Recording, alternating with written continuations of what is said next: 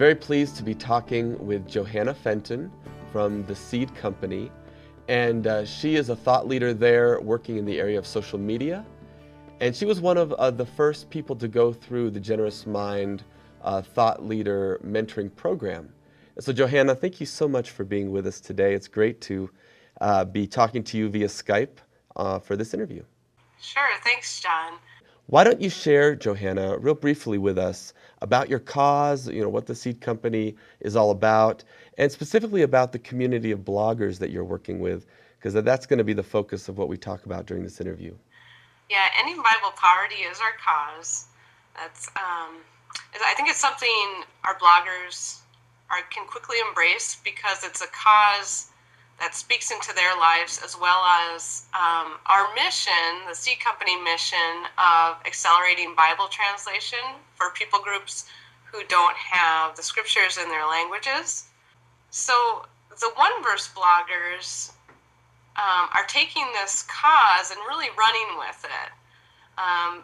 Their passion is to end Bible poverty in their own lives and in the lives of their readers and even in their own families.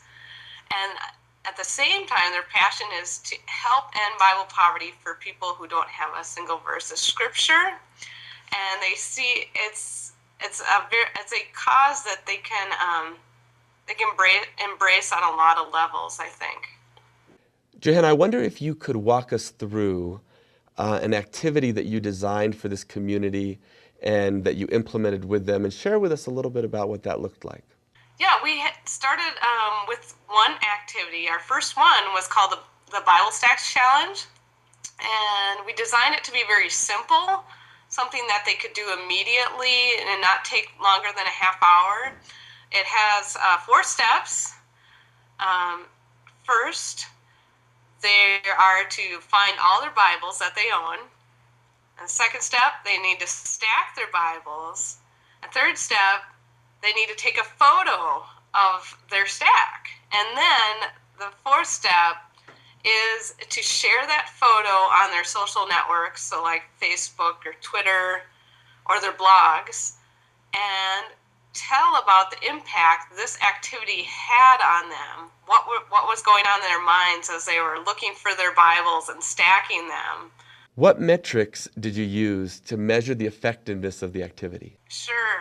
Yeah, I can remember the night before we launched the activity online. What I did is I had all the bloggers, I asked them to do the activity and then link up to the Seed Company blog with their photos and their reactions to taking the activity. I remember thinking, I'm just not sure what's going to happen the next day and being nervous.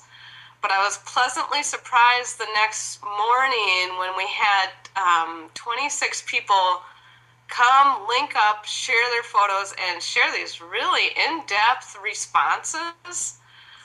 So the metrics I was looking for was, one, how many of these bloggers are going to participate. And that would tell me if it was easy and if it was relevant to them.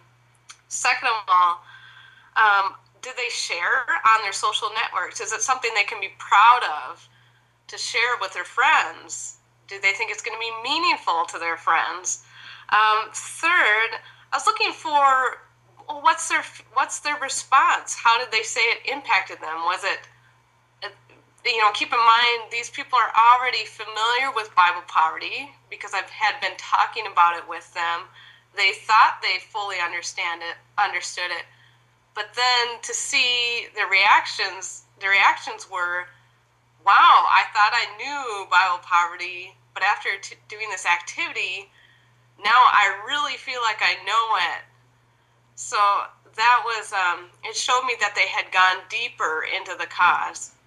How do you want to see your community grow in the cause as they participate in this activity? Sure. When I first told them about the activity, they all thought, hey, that sounds really cool. So they were excited about it before they even did it. So I knew there was that good reaction, first of all. But I was curious to know, is this going to transform them? Is it going to transform their understanding of our cause, ending Bible poverty, but also the scriptures, their value of the scriptures. I didn't really know, and interestingly, I also took the challenge along with the bloggers. I felt that would be a good step as the leader to engage in the same activity. Now, for myself, I have been in Bible translation for about a decade. I thought I knew Bible poverty. And for myself, I was even impacted. So I guess feeling myself the impact, but then also seeing the bloggers saying things like, what an eye-opener, or wow, can you believe this? I thought I was rich in scripture, and yet I'm clearly not engaging in it like I should be. I have 40 Bibles, and when was the last time I picked it up to read it? And just this feeling, they had this understanding that their readers probably were in a similar situation as them. So there was a lot of, I think, empathy we all shared. So what were the specific outcomes of the activity with the individuals as well as the community as a whole? What did you see happen there? Yeah, it's a good question. I think certainly the activity was meant to be a starter of something. As deeply as they felt doing the activity, it really was meant to start something greater, to a next step. And honestly, I think it needed to simmer for a while. So we did this activity in, I think it was January. And now it is August. And so that simmered for a while. They've been blogging ever since, but something really unique has happened as a next step. And this has risen up from among the bloggers. I did not lead this next step, actually. I simply encouraged it. It's a new activity called Write the Word. A blogger came up with this idea to handwrite the scriptures every single day, take a portion of scriptures, handwrite it, and take a photo, post it on the social networks, and share the impact of engaging scripture that way. And so we've started this recently in the last few weeks. We've seen a lot of people.